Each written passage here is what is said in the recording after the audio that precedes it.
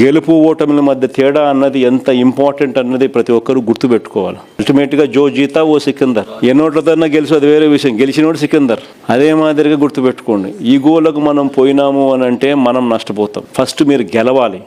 గెలవడం కోసం మీ ఈగోను పక్కన పెట్టండి. Welcome to VTV prime. తాజాగా ఏపీలో ఒక సర్వే చాలా సంచలనం సృష్టించింది. ఐఐటిఎన్స్ హైదరాబాద్ వాళ్ళు చేసినటువంటి సర్వేలో జగన్మోహన్ రెడ్డికి ఆల్మోస్ట్ అన్ని విధాలుగా ఎడ్జి జగన్మోహన్ రెడ్డికే ఉంది అనేటువంటిది దాదాపు మనం చాలా డీటెయిల్డ్గా డిస్కస్ చేశాము. 44% మంది జగన్మోహన్ రెడ్డి గారు ముఖ్యమంత్రిగా ఉండాలని కోరుకుంటే కేవలం 32% మంది మాత్రమే చంద్రబాబు నాయుడు గారు ముఖ్యమంత్రిగా ఉండాలని కోరుకుంటున్నారు.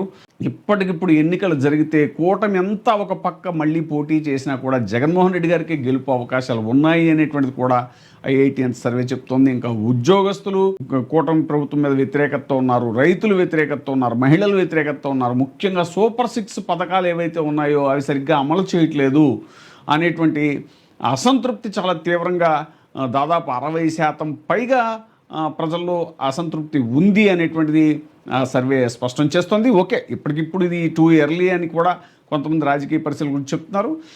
ఈ నేపథ్యంలో స్థానిక సంస్థల ఎన్నికలు వస్తున్నాయి అనేటువంటి ఆ నగారం మోగనున్నటువంటి సందర్భంలో జగన్మోహన్ రెడ్డి గారు తన శ్రేణులకి దిశానిర్దేశం చేశారు. తాజాగా విస్తృత స్థాయి సమావేశంలో వైసీపీ విస్తృత స్థాయి సమావేశంలో ఆయన మాట్లాడుతూ జో జీతా ఓహీ సికిందర్, ఎవరు గెలిస్తే వాళ్ళే రాజు అనేటువంటి ఇది ఏదైతే ఉందో అది మీరు అందరూ కూడా గుర్తుంచుకోవాలి. గెలుపుకి ఓటమికి మధ్య ఉన్న తేడా అదే. మనం ఎంతో చేశాము, మనం చేసింది ఎక్కడికి పోలేదు. ఈరోజు ఖచ్చితంగా ప్రజల్లో ఏది పోల్చి చూసుకుంటున్నారు, మన ప్రభుత్వాన్ని కూటమి ప్రభుత్వాన్ని పోల్చి చూసుకుంటున్నారు. కాబట్టి ఇదే మనకి ఒక సరైనటువంటి సమయం, దీన్ని ఖచ్చితంగా శ్రేణులందరూ వినియోగించుకోవాలి అంటూ ఇంకా రకరకాలుగా క్షేత్రస్థాయిలో నాయకులు ఎలా పనిచేయాలి అనేటువంటి దాని మీద కూడా దిశానిర్దేశం చేశారు. ఇక మరొక ముఖ్యమైనటువంటి అంశం ఏంటనంటే ఏకగ్రీవాలకు అస్సలు ఒప్పుకోను, ఏకగ్రీవం ఎక్కడ జరిగినా కూడా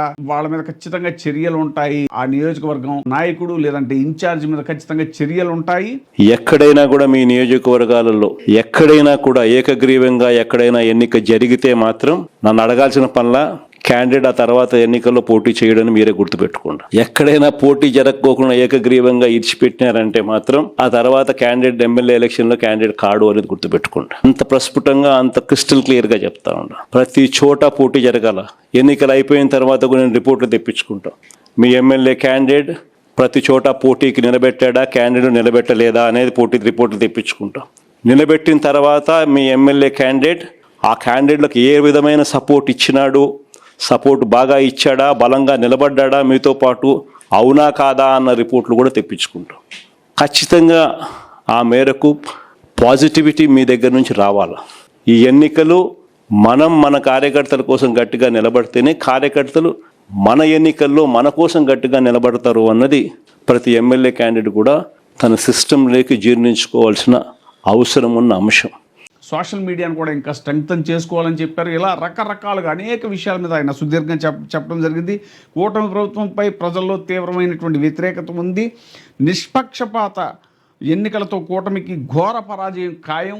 ముఖ్యంగా ప్రత్యక్ష ఎన్నికలు కూడా జరిగేటువంటి అవకాశం చాలా లాభిస్తుంది. ఎందుకంటే డైరెక్ట్ ఎలక్షన్ మేయర్ కానీ మున్సిపల్ చైర్మన్ కానీ ఇవి డైరెక్ట్ ఎలక్షన్స్ అయితే ఆల్మోస్ట్ ఒక ఎమ్మెల్యే ఎలక్షన్స్ జరిగిన తీరులోనే ఉంటాయి. కాబట్టి ఒక బలమైన అభ్యర్థిని మనం పార్టీ సింబల్ మించి చూపించినప్పుడు అది ఖచ్చితంగా పార్టీనే రిఫ్లెక్ట్ అవుతుంది అక్కడ అనేటువంటిది కూడా ఆయన ఎక్స్ప్లెయిన్ చేయడం జరిగింది.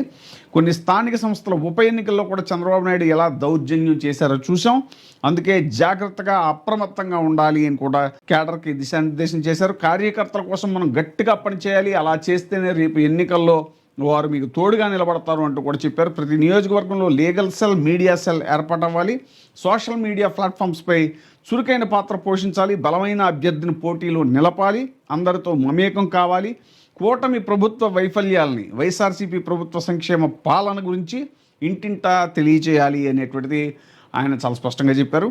పార్టీలో పక్కాగా అందరికీ ఐడి కార్డులు, ప్రచార మెటీరియల్ పంపిణీ చేయాలి. సెప్టెంబర్ 5 నుంచి 22 వరకు సంస్థాగత సమావేశాల షెడ్యూలు మండల, గ్రామ, వార్డు స్థాయిలో ప్రచారం చేసేలాగా ఖరారు చేయాలి అంటూ వెన్నుపోటు పార్టీ, వెన్నుపోటు పాలన, అనేటువంటి బుక్లెట్ ఇంటింటికి చేరాలి అనేటువంటిది కూడా ఆయన చెప్పడం జరిగింది. డోర్ టు డోర్ క్యాంపెయిన్ ఇది కూడా ప్రతి ఇంటికి చేరాలి. రాష్ట్రంలో ప్రస్తుతం ప్రజలు మన వైపు ఉన్నారు. ఎన్నికలు స్వేచ్ఛగా నిష్పక్షపాతంగా జరిగితే వెన్నుపోటు పార్టీ కూటమికి ఘోర పరాజయం తప్పదు. ఇటీవల కొన్ని స్థానిక సంస్థల ఉప ఎన్నికల్లో చంద్రబాబు ఏ విధంగా దౌర్జన్యం చేశారో మనం చూసాం. అందుకే మనం చాలా జాగ్రత్తగా ఉండాలి, అప్రమత్తంగా వ్యవహరించాలి అని చెప్పేసి కూడా చెప్పారు. వాళ్ళు ఎంత దౌర్జన్యం చేసినా మా నాయకుడు నాతో ఉన్నాడు అనేటువంటి నమ్మకాన్ని కార్యకర్తలకు కల్పించాలి. అలా చేస్తేనే రేపు వారు ఎన్నికల్లో మీకు తోడుగా నిలబడతారు అనేటువంటిది కూడా స్పష్టం చేశారు జగన్మోహన్ రెడ్డి గారు. స్థానిక సంస్థల పదవులకు సంబంధించి ప్రత్యక్ష ఎన్నికలకు చంద్రబాబు సిద్ధమవుతున్నారు. అది ఒక విధంగా మనకు మంచిదే. ఒక బలమైన అభ్యర్థి అక్కడ నిలబడితే మిగిలిన స్థానాలపై అతడు దృష్టి పెట్టొచ్చు. పోటీలో గట్టిగా నిలబడతాడు. ఆ బలమైన అభ్యర్థి మిగిలిన చోట్ల బలాన్ని ఇవ్వాలి. అలాగే అతడు సూపర్విజన్ కూడా చేయాలి. పార్టీ ఇతర ప్రజాప్రతినిధుల పర్యవేక్షణ బలం లాభిస్తుంది. అలా చేయగలిగితే మన గెలుపు ఖాయం అనేటువంటిది. దాదాపు 15 లక్షల గుర్తింపు కార్డులు సిద్ధమవుతున్నాయి. జిల్లా, నియోజకవర్గాలు, మండల స్థాయిలో ఈ కార్డుల పంపిణీ జరుగుతుంది. బుక్లెట్ మెటీరియల్ కూడా మీకు అందుతుంది. ఇవన్నీ QR కోడ్ ద్వారా అందుబాటులో ఉంటాయి కాబట్టి ప్రతి ఒక్కరూ మొబైల్లో డౌన్లోడ్ చేసుకోవాలి అనేటువంటిది కూడా చెప్పారు. 2.5 ఏళ్ల చంద్రబాబు పాలన చూస్తే అంతా మోసం దగా కనిపిస్తోంది. గత ఎన్నికలకు ముందు చంద్రబాబు ఏమన్నారు? జగన్ ఇచ్చేవి కాకుండా అంతకు మించి ఇస్తాము అని అన్నారు. అమ్మఒడి మనం ఒకరికి ఇస్తే ఇంట్లో ఎంతమంది ఉంటే అంతమందికి ఆ పథకం ఇస్తా అన్నారు. ప్రతి ఇంటికి బాండ్లు పంపారు. చంద్రబాబు, పవన్ ఇద్దరు దానిపై సంతకాలు చేశారు. ఏ పథకం ద్వారా ఆ ఇంట్లో ఎంత లబ్ధి కలుగుతోంది అని లెక్కలు చెప్పి నమ్మించారు. మనకంటే 3 ఎక్కువ ఇస్తామన్నారు. తీరా ఏమీ చేయకుండానే అన్నీ ఇచ్చేసామని చెప్పుకుంటున్నారు. ఇందుకు సమాధానం చెప్పేందుకు ప్రజలు సిద్ధంగా ఉన్నారు అనేటువంటిది కూడా చెప్పారు. ఎన్నికల్లో గెలుపు ముఖ్యం. జో జీతా వహీ సికందర్, గెలిచిన వారే రాజు. కాబట్టి వచ్చే 60-70 రోజులు మీరు మీ నియోజకవర్గాలు దాటి వెళ్ళొద్దు. అందరినీ కలవండి. వ్యవస్థలు పక్కాగా ఏర్పాటు చేసుకోండి. అన్యాయం చేస్తే వదిలిపెట్టబోము అని పోలీసులు కూడా గట్టిగా చెప్పండి. వచ్చేది మన ప్రభుత్వమే. తర్వాత మీరు ఎక్కడున్నా రిటైర్ అయినా కూడా వదిలిపెట్టబోము అని చెప్పండి వాళ్ళకి. వాళ్ళలో న్యూట్రాలిటీ అంటే తటస్థ వైఖరి తీసుకురావడానికి ప్రయత్నించండి. అప్పటికీ మారకపోతే వారి వివరాలు డిజిటల్ డైరీలో ఎక్కించండి అంటూ కూడా దిశానిర్దేశం చేశారు. ప్రజలు ప్రస్తుతం మన వైపు ఉన్నారు. కార్యకర్తల కోసం మనం గట్టిగా పనిచేయాలి. అధికార పక్షం వాళ్ళు ఎంత దౌర్జన్యం చేసినా మా నాయకుడు మాతో ఉన్నాడు అన్న ఇదిని భరోసాను వాళ్ళకి కల్పించాలి అనేటువంటిది. ప్రతి చోట అభ్యర్థుల ఎంపిక ఇప్పటి నుంచే మొదలు పెట్టండి. పార్టీ కోసం గట్టిగా పనిచేసే వారిని ఎంపిక చేయండి. రిజర్వేషన్ల ఖరారు తర్వాత మారితే చూడొచ్చు. అప్పుడు అభ్యర్థుల కోసం వెతికితే అంత ప్రయోజనం ఉండదు. జిల్లా, నియోజకవర్గం, మండల స్థాయిలో మీరు స్వయంగా హాజరై గుర్తింపు కార్డులు, మెటీరియల్ పంపిణీ చేయాలి. వాటికి సంబంధించి తగిన విధంగా నిర్దేశం చేయాలి. ప్రతి చోట మీ ప్రమేయం ఉండాలి. స్థానిక ఎన్నికల్లో పార్టీతో పాటు అభ్యర్థి కూడా చాలా ముఖ్యం. ఎందుకంటే వారిపై ప్రజలకు ఎక్కువ దృష్టి ఉంటుంది. అందుకే అందరికీ ఆమోదయోగ్యమైనటువంటి వారిని ఎంపిక చేయాలి. వీలైనంత వరకు అభ్యర్థుల ఎంపికలో ఏకాభిప్రాయం వచ్చేలాగా చొరవ చూపాలి అనేటువంటిది. సో ఆయన చాలా క్లారిటీగా మొత్తం అందరికీ కూడా చెప్పేశారు. ఇక మీరు వార్ ఫీల్డ్లోకి దిగిపోవాలి, ఏకగ్రీవాలు అనేటువంటివి కుదరదు. ఆయన చెప్పిన దాంట్లో స్పష్టమైనటువంటి విషయాలు. జో జీతా ఓహీ సికందర్ అనేటువంటిది ఇంకా ఆయన డిక్లేర్ చేశారు. ఇప్పుడే సబ్స్క్రైబ్ చేయండి, లైక్ చేయండి, షేర్ చేయండి. VTV ప్రైమ్, నీ ఉత్తమాభిరుచుల సమ్మేళనం.